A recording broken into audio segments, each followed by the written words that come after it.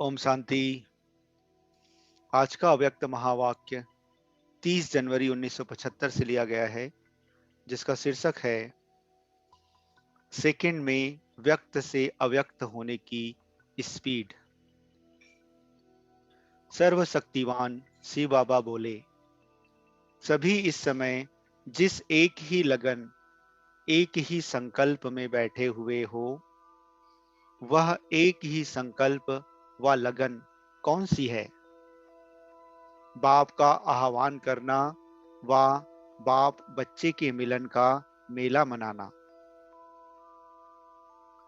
जब सर्वशक्तिवान बाप का आह्वान स्नेह और दृढ़ संकल्प से कर सकते हो, तो क्या स्वयं में जिस भी शक्ति की कमी या कमजोरी महसूस करते हो, उस शक्ति का अपने में आह्वान नहीं कर सकते हो? जब बाप को अव्यक्त से व्यक्त बना सकते हो, केवल याद से, स्नेह के बल से, अधिकार प्राप्त होने के बल से और समीप संबंध के बल से, तो ऐसे ही हर शक्ति को व स्वयं को भी व्यक्त से अव्यक्त नहीं बना सकते हो? जब बाप को अव्यक्त से व्यक्त में लाना सहज है, तो स्वयं को अव्यक्त बनाना मुश्किल क्यों? पुराने जमाने की कहानियां प्रसिद्ध हैं कि ताली बजाने से वस्तु व व्यक्ति हाजिर हो जाते थे, व परियां प्रत्यक्ष हो जाती थीं। यह परियों की कहानी प्रसिद्ध है। ये कहानियां किनके बारे में है? ज्ञान परियां व तीनों लोकों में उड़ने वाली परियां कौन सी हैं? अपने को समझती हो ना? ज्ञान और याद के दोनों पंख लगे हुए हैं ना?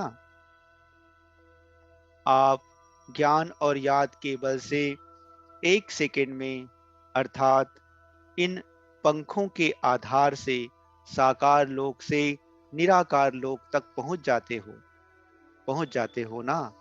ऐसे फरिश्ते समान परियों को एक सेकंड में जिस शक्ति की आवश्यकता हो, संकल्प किया व आह्वान किया और वह शक्ति स्वरूप में आ जाए, ऐसी ताली बजानी आती है? ऐसी परियां बनी हो जिन्हों का हर कल्प गायन होता आया है। वर्तमान समय का पुरुषार्थ एक सेकंड की गति का होना चाहिए, तब कहेंगे कि समय और स्वयं दोनों की रफ्तार समान है। इसको ही फास्ट या फर्स्ट स्टेज कहा जाता है।